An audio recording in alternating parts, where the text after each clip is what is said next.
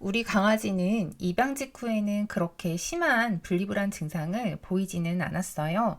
그러다 어느 시점에서 갑자기 집에서 혼자 있는 시간을 견디지 못했습니다. 하울링하고 뜯고 헉헉거리는 모습을 주로 보여주었고, 이후에 병원에서 약을 처방받아 먹이기 시작했어요.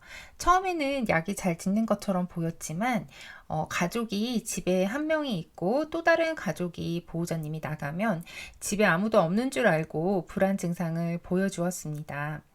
보호자님은 약에 대한 확신이 없으셔서 약을 중단하고 유치원을 보내면서 혼자 있는 시간을 최대한 줄여나가기 시작하셨어요. 그런데 좀 달랐던 것은 보호소에서는 독방에서도 잘 있었는데 분리 훈련을 위해 유치원에서 혼자 방에 남겨두자 기물을 파손할 정도로 불안 증상을 보여주었습니다. 여기서 오해하시면 안 되는 것이 약물이나 유치원 자체가 나빴다는 뜻이 아닙니다. 핵심은 강아지가 감당할 수 있는 공포의 역치를 고려하지 않은 채 혼자 남겨지는 경험이 반복되었다는 점이에요. 불안이 통제되지 않는 상태에서 공포를 강제로 견디게 하면 강아지의 뇌는 역시 혼자 있으면 죽을 것 같은 공포가 찾아오는구나 하고 불안을 더 강하게 학습합니다. 분리불안 교육은 더 오래 버티게 만드는 훈련이 아닙니다. 강아지가 완전히 안전하다고 느낄 수 있는 아주 미세한 시간부터 다시 뇌를 재학습하는 과정이어야 합니다. 공고에서 본 강아지가 계속 마음에 밟혀서 결국 가족으로 맞이하신 보호자님들이 계십니다. 그런데 가족이 된 기쁨도 잠시이고 예상하지 못한 분리불안 때문에 당황하고 마음 아파하시는 경우가 참 많으시죠. 안쓰러운 마음에 항불안제도 주시고 유치원도 보내봅니다. 백색 소음기도 구입하시고요. 하지만 이상하게 우리 강아지는 나아지는 듯 하다가 다시 원점으로 돌아갑니다. 최근 몇 달 전에 저와 교육을 진행하셨던 보호자님의 상황인데요. 독학으로 정말 열심히 하셔서 저에게 오셨을 때 선생님 그래도 제가 30분은 맞는 것 같은데 우리 강아지가 편안해 보이지는 않아요. 짧아도 좋으니까 우리 강아지가 좀 편안하게 혼자 있을 수 있으면 좋겠어요. 이렇게 말씀을 주셨어요. 그런데 제가 전문가적인 소견으로 평가를 해보니 우리 강아지의 안전 시간은 30분이 아니라 1분이었습니다. 오늘 영상에서는 왜 보호자님이 확신했던 우리 강아지의 30분과 전문가가 진단한 1분이 어떻게 달랐는지, 그리고 이 혼란 속에서 우리 강아지가 어떻게 진짜 평온한 일상을 되찾았는지 그 훈련 기록을 공개하도록 하겠습니다. 보호자님은 이후에 혼자서 시간을 늘리는 연습을 하셨고 짖지 않고 버텼던 시간이 30분까지 늘어났다고 믿으셨어요. 하지만 전문가의 눈으로 본 홈캠 너머의 데이터는 완전히 달랐습니다. 보호자님이 말씀하셨던 30분 외출을 함께 홈캠으로 관찰을 했는데 강아지는 짖지 않았을 뿐이고 문 쪽을 뚫어지게 응시하며 온몸의 근육이 경직되어 있었고 신체적 각성도가 극에 달한 상태로 스트레스 시그널을 반복적으로 보여주며 공포를 받아내며 버티고 있었습니다. 분리불안을 진단할 때는 짖음이나 하울링, 파괴 행동 같은 겉으로 드러나는 증상만 보시면 안 돼요. 더 중요한 것은 그 시간 동안 강아지의 뇌가 어떤 정서적 상태로 머물러 있는가입니다. 편안하게 이완되어 쉬고 있는가, 아니면 심장이 터질 것 같은 긴장 속에서 보호자가 오기만을 기다리며 고문 같은 시간을 견디고 있는가. 이 미세한 카밍 시그널과 신체 반응을 구분하지 못하면 보호자는 30분 성공이라고 착각하지만 강아지의 실제 안전 시간은 여전히 1분에 멈춰 있게 됩니다. 그래서 우리는 30분에서 더 밀어붙이는 악순환을 끊고 진짜 시작점인 1분으로 돌아가서 CSAT 프로토콜을 진행했습니다.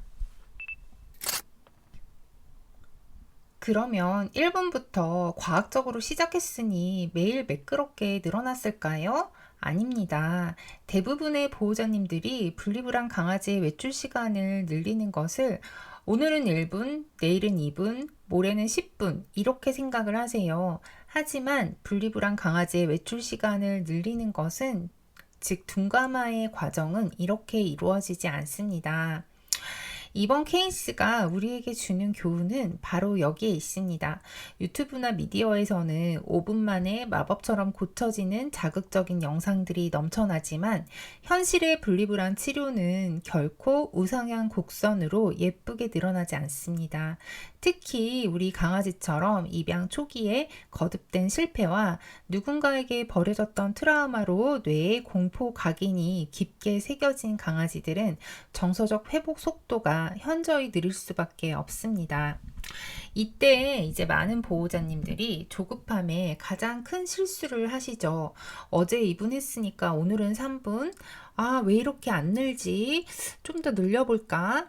하지만 정체기 때 보호자님이 욕심을 내어 단 몇 초라도 역치를 넘겨버리면 그동안 쌓아온 신뢰의 데이터는 순식간에 무너집니다. 우리는 오늘 몇 분을 채웠는가라는 숫자에 집착하는 대신에 단 1분을 머물더라도 우리 강아지가 완전히 이완된 상태를 유지하는가에 모든 초점을 맞추고 철저하게 속도를 줄였습니다. 우리 강아지의 개별 성향에 맞춘 몇 가지 환경적 조정을 과감하게 시도했어요. 첫 번째는 썬더셔츠의 활용이었습니다. 다행히 우리 강아지에게는 썬더셔츠가 물리적인 각성도를 낮춰주어서 훈련 플랜을 소화할 수 있는 강력한 완충제 역할을 해주었습니다. 그런데 두 번째 좀 의외의 좀 계획대로 되지 않았던 부분이 있었어요. 그거는 바로 백색 소음이었습니다. 제가 이런 경우는 저도 정말 드물기 때문에 소개를 드리는데요. 저는 분리불안 교육할 때 백색 소음을 틀어서 외부 소음을 차단하라고 코칭을 드려요. 그런데 우리 강아지는 소리 자체에 매우 방어적이고 예민한 타입이었습니다. 무언가를 계속 틀어놓는 것이 오히려 우리 강아지를 긴장시키고 소음으로 덮는 방식이 아니라 외부 자극 자체를 차단하고 통제하는 환경 관리가 훨씬 효과적이었어요. 그래서 보호자님 의견을 존중해서 백색 소음을 사용하지 않았습니다. 우리 강아지의 성향에 맞춰서 환경을 통제하고 CSAD 프로토콜을 유지하니까 마침내 데이터가 움직이기 시작했어요. 처음에는 정말 미세한 변화였습니다.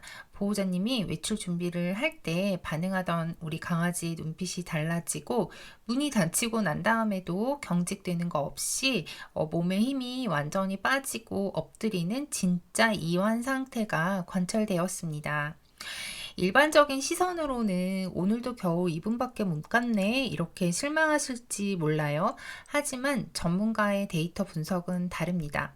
어제 2분은 120초 내내 심장이 뛰며 긴장한 시간이었고, 오늘의 2분은 단 30초라도 뇌가 깊은 휴식을 취했던 시간입니다. 숫자는 같은 2분이지만 질적으로는 완전히 다른 데이터입니다. 이 미세한 질적 변화를 읽어내야 무리하게 시간을 늘려 교육을 망치는 실수를 피할 수 있습니다.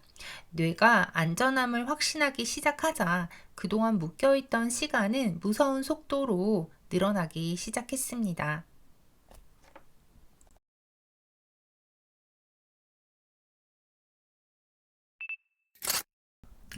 이 케이스가 유독 소중한 이유는 성공했다는 결말 때문만은 아닙니다. 분리불안 치료가 생각보다 굉장히 정교하고 과학적이어야 하는 것을 증명했기 때문입니다.